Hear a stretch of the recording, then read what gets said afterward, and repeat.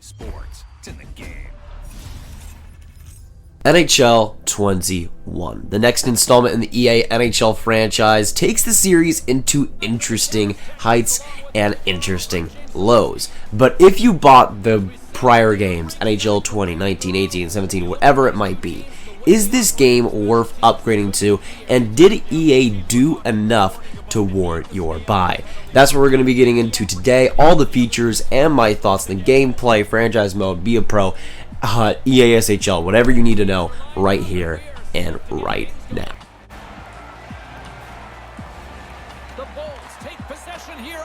Now, if you're new, make sure you hit that subscribe button. Daily hockey content on this channel, not just on NHL 21, but on the hockey world in general. And hit that like button also for potentially more reviews like this in the future. Now, for me personally, as a guy that's bought the NHL games into at least NHL 16, this was one of the last final straws for me in terms of EA NHL and me actually supporting their games.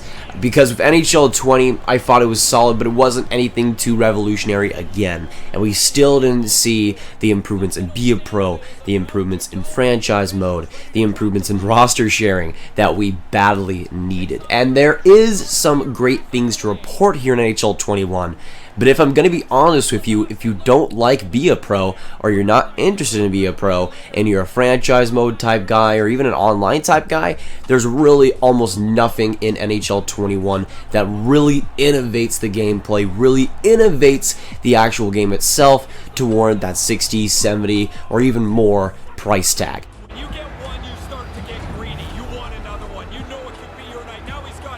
Now we got to start out with the core fundamental part of this game, which of course is the gameplay. How well does it feel like hockey? And I do notice a few differences this year. Now I got to play a lot of the beta and also a lot of it during the EA Play trial, and I am happy to report that there is some pretty noticeable things. I think the speed of the game, at least on the default settings, is much smoother, it's much cleaner, and I don't know if I was just paying attention more or it was just the game being better, but I felt like the flow of the game was a little bit more refined, a little bit more exciting, I felt too, and I think that definitely ended up helping the game to its max. The problem is that unless you're really using the Kucherov Deke or you're using the Ovechkin Michigan, there isn't too many huge major things you're really going to notice. I just felt fundamentally it was a little more sharp, a little more smooth, and that did help. I did have a little more fun playing in NHL 20, which is an improvement.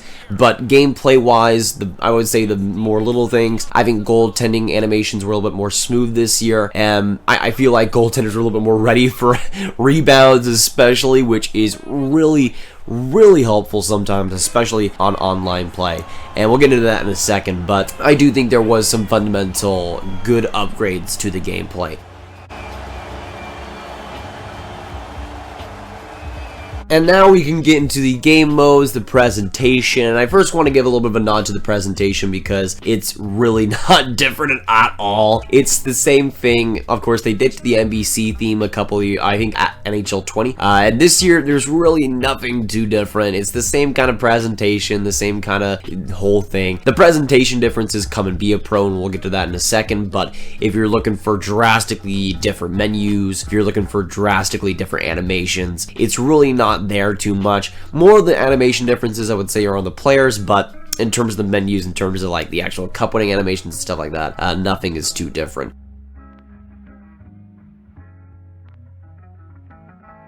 What an opportunity for so many players, and never mind the veterans that might be eyeballing a chance to get back or trying to get to the National Hockey League across the seas. How about as a youngster?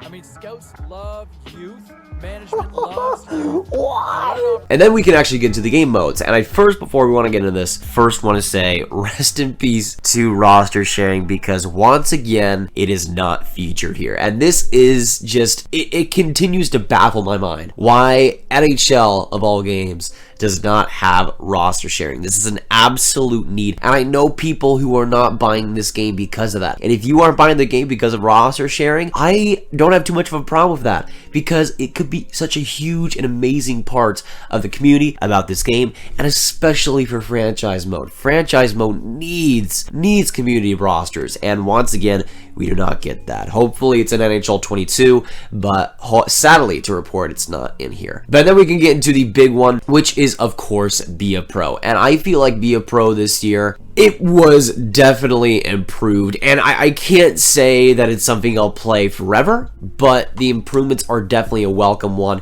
You can start from the CHL, you can start from Europe, or you could start directly to the NHL. Before you could go for the CHL and the NHL, but going through Europe is such a breath of fresh air. Starting your play in the SHL, Liga, DL, the leagues that they have available, it's really cool to see, and I think it definitely helped it. But also, I think EA did a pretty good job in flushing it out just to start out. Like, you can barely start out your thing without a bunch of cinematics and a bunch of animations coming up. It can get pretty annoying the longer you get into it, but I love the dialogue. You talk with your coach, you talk with your manager, you talk with all this stuff, and when you get drafted, you talk with the GMs that might draft you, you talk with some scouts. It really does go deep in that respect, and I do like that a lot. And there is a lot that goes into also how you upgrade your player. You can choose to upgrade your status, you can choose to upgrade what your teammates think about you, what your coach thinks of you, and it affects everything in the game. And I was testing that out. The less your teammates like you, the less they'll actually pass the puck to you, and with the coach, the less he likes you, the less ice time you'll get, the more fans you get, the more stuff you can spend on, the more money you have. So it's kind of a balancing act, but it's actually a pretty fleshed out one that I think works a lot, because you can kind of strategize what you want, but also there is options to not just go completely in on teammates. You can also balance it as you like. So I think it does work quite a bit there. Once you get into the NHL, it's a little bit less cinematic, it's a little bit less just actual cutscenes, but they are still there, and of course they flow throughout your career. I wasn't able to get through a full season, but I was drafted by the LA Kings, as you can see, and it was actually pretty fun. I had a lot of good times there because it was such a fascinating team. But I think it's just such a fun thing what they've done with Be a Pro, because in the past it was just horrible. It wasn't even, it was barely a career mode. But now there's actually an incentive to come back. There's an actual story with your character, which is fantastic. I absolutely love that, and I think Be a Pro is actually worth it this year.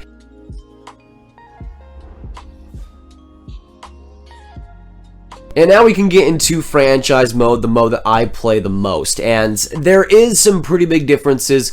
Once again, no roster sharing. But in terms of the actual franchise mode itself, I do like a lot of what they've done here. Now, the big thing, of course, is the trade deadline feature that actually feels like a trade deadline. I've done this with a couple of franchise modes thus far, going in and seeing what's available, and it's always a surprise. So you start from, I'm pretty sure, 6 a.m. to the end of the day, and the clock just ticks down. You can go out of the trade deadline thing if you want, but you have all the available players, and it's actually fleshed out to where you can scout them, you can see what the other teams want, what other teams are interested, which is very interesting. If you have like another team in your division that's interested, you might want to go after that player if he can definitely help your team. I do like that feature a lot. It definitely adds a lot more to trade deadline days than it used to have, and there's a lot more trades too that happen, which is great to see. Now, in terms of other stuff that is available, there's a lot to do with the drafts. You can slide up how good the drafts are, how not good. You could make it bad. You can make bad drafts continually. You could have it on a low setting. You can have it on a high setting where you get like a medium franchise, like every other year, first overall. So you can slide that up, which is definitely a welcome change. I love that feature a lot. It's gonna make franchise mode, especially rebuilds, a lot more interesting. Like, you could have hard trade difficulty with a low draft setting and just try to win the cup on. That's basically like the hardest mode you can put it on. So I like those options a lot, but I do like the subtle changes they made. And that is a kind of a theme I feel like with the offline modes this year, is that Be a Pro obviously had some big changes, but it was a lot of little things that really helped the mode grow. With franchise mode, there's a lot of little things there that kind of help it, but it's still mostly the same.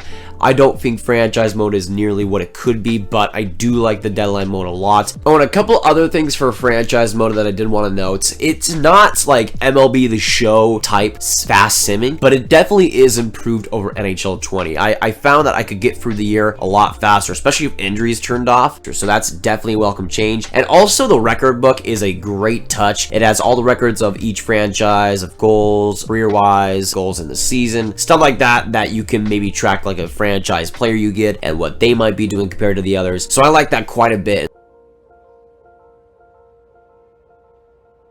Now, as far as I can tell in the online modes in HUT and EASHL / World of Chel, there isn't too many big differences. There's the HUT Rush mode. I really didn't try too much HUT. I don't know why, but it continually froze for me when I tried to open packs, so I don't even, maybe you run into that issue, but it just did not want to work for me. Not the greatest look, but yeah, I was still able to play it eventually, but it's HUT. Same thing with World of Chel. You can finally practice, which, oh my gosh, it's literally the simplest thing. You finally have the option for that, which is fantastic. But yeah, that's not really changed too much either. So if you're looking for big sweeping changes to either mode, it's really not there. Now, in terms of a final verdict for NHL 21, especially if you are playing the offline modes, then I think there's a lot that this game has to offer. If you're playing online primarily, there's nothing that's really too new, but you're playing online, so you're probably going to buy the new one anyways. In terms of offline modes, especially if you play only Be a Pro, there is some really, really great differences, and that's great to see. They finally turned Be a Pro into something that's actually playable, which is fantastic. Franchise mode is not too much different, and especially without roster sharing, it's an absolute bummer sometimes. I don't think there's enough for me that is worth the $60, $70 price tag, but of course I wanted to review the game anyway, so I got it. But if you're looking for a revolutionary game here, this is not it. This is not what's going to be it. This isn't like an NHL 14 type of revolutionary game that's just fantastic through and through. It's a solid game, and I think it's a good step for the direction, but in terms of an actual game and in terms of an actual score, right now I'm going to give it a 7 out of 10. There is still some big improvements that need to happen for this franchise to get to the next level. Maybe that happens in next gen, but for right now in NHL 21, it's a good game, but for me, not worth that full price tag. But I do think that'll be it for today's review. Thanks so much, guys, for watching. Once again, hit that subscribe button, hit that like button for more content just like this one. I usually show my face in videos, and I'm usually not talking about NHL 21. Usually talking about mostly NHL topics, NHL news, rumors, rankings, prospects, stuff like that. So if you're interested, once again, hit that subscribe button, join the Grav gang, super close to 25k subscribers, so every bit helps. Click the card wherever it might be for whatever video you want to watch. I'll put some up there, but thanks so much for watching. Hopefully you have a good day, and I'll see you in the next one. Goodbye.